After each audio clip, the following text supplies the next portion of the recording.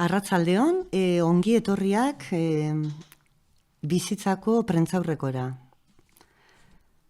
Bizitza plataformak Euskal Herriko, Europako eta munduko egoerarekin larriki kezkatuta duela zenbait hilabete bi mozio proposamen helarazi zizkien Euskadiko eta Nafarroako udal guztiei. Orain, aurkezten dugun hau su-etenaren aldeko aldarria da. Gerra fronte guztietan eta bakearen aldeko ekintza erreal eta eraginkor baten aldekoa. Guztiok nahi duguna gure ustez. Fronte horiek ez digutela zuzenean eragiten badirudi ere, ez da egia eta ez gaitu gizarte gisa erantzunkizunik gabe salbuesten. Joan den urrian, bideo honen deskribapenean osorik aurkituko duzuen tekstua telematikoki erregistratu genuen udal guztietan, udal osoko bilkuretan mozio gisa aurkez dadin.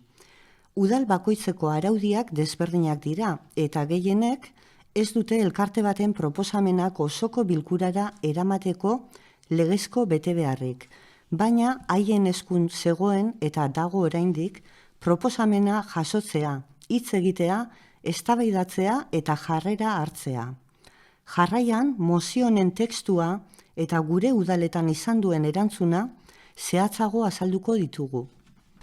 Mozio honetan, gure udalek gerraren amaiaren aldeko jarrera argia har dezaten eskatzen dugu. Bizitzaren, kulturaren aldeko apustua eginez. Ukrainako gerran berehala su-etena aldarrikatuz eta dagokioen negoziazioa eginez.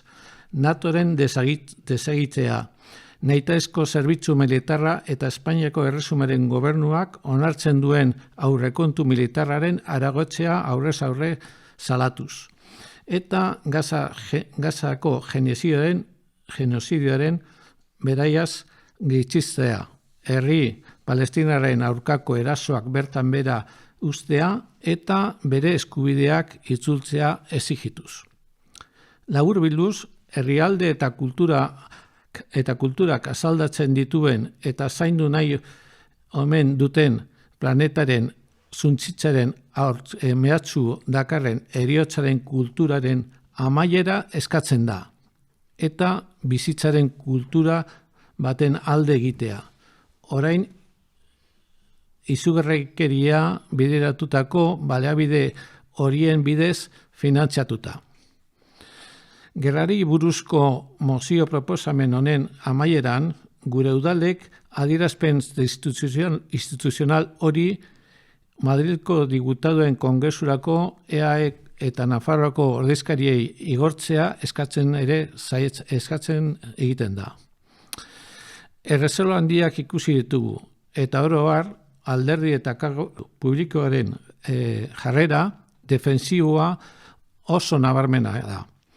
Hala ere, gutxienez, Usurbil, Zubieta, Lezo, Arrasate, Ordizia, Errenteria, Durango, Gernika, Zaia eta Hondarribiko udaletara eraman da.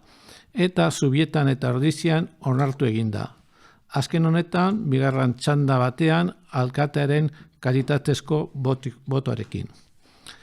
Abstentzio ugari izan dira eta ezezko nabarmen batzuk mozio udal gehiagoetan onartu izatera egotzi dute.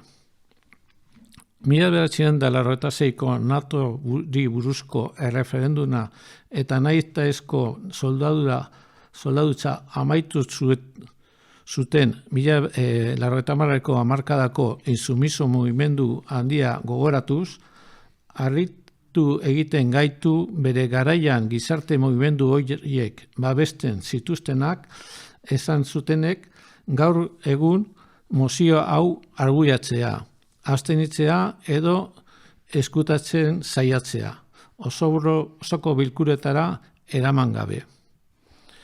Duela gutxi, Gazan izandako su-etenak Ukrainian eta munduan irekitako gatazkan guztiera ere su-etena exigitzen eta jarraitzera bultzatzen gaitu. Hala ere, eta kontraste gisa, gogoratu nahi dugu Europako hainbat herrialdek itzuli dutela derrigorrezko soldadutza. Eta edozein egunetan, gure seme-alabek hiltzera joateko ditzaketela edo beste gizaki batzuen seme-alabak hiltzera. Espainiako boletin ofizialean 2011 urtetik jasota dagoen bezala.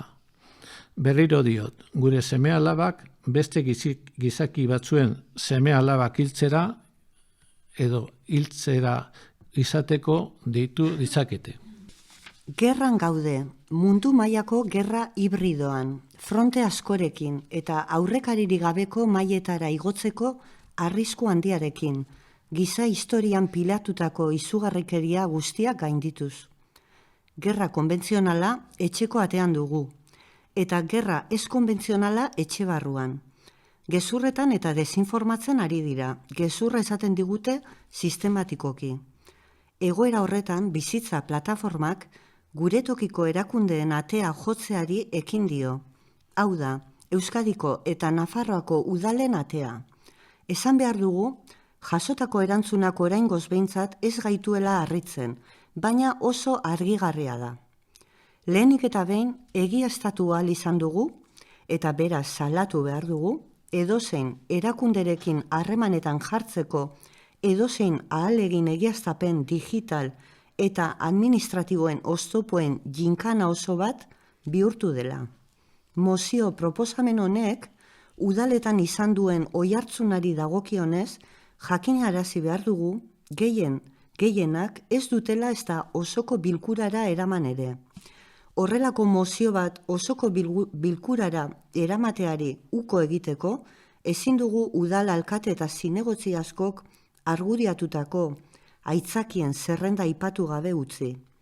Osoko bilkurara eraman dutenen artean, gehienek atzeko atetik eraman zuten, eta plataforma honi ez zioten jakinarazi hala egingo zutenik, eta hala ezinezkoa izan zen inork bera defendatzea. Horri dagokionez, Usurbil, Durango eta Hondarribiko udalen jarrera eskertu eta azpimarratu nahi dugu. Izan ere, mozio hau onartu ez bazuten ere, guri informazioa emateko eta mozioaren defentsan parte hartzeko aukera eman ziguten. Osoko bilkura hauen bideoak ikustera eta parte hartze ezberdinak entzutera gonbidatzen zaituztegu. Nola nahi ere, zailtasunak eta klase politiko osoa edo alderdi bakarra erakusten ari den barne disiplina gorabehera, gure balorazio positiboa baino ezin da izan. Lehenago edo geroago aurre egin beharko dioten gai bat jarri dugu euro mahai gainean. Gerren amaieraren eta bizitzaren kulturaren aldeko bi udaletxeren eta beste zinegotze batzuen baiezkoa da, gure ahotsen lehen oihartzuna isiltasunean, poliki-poliki erabateko isiltasun honekin amaituko duten ahots eta oihartzunak. Ekimen honekin eta beste batzuekin jarraituko dugu.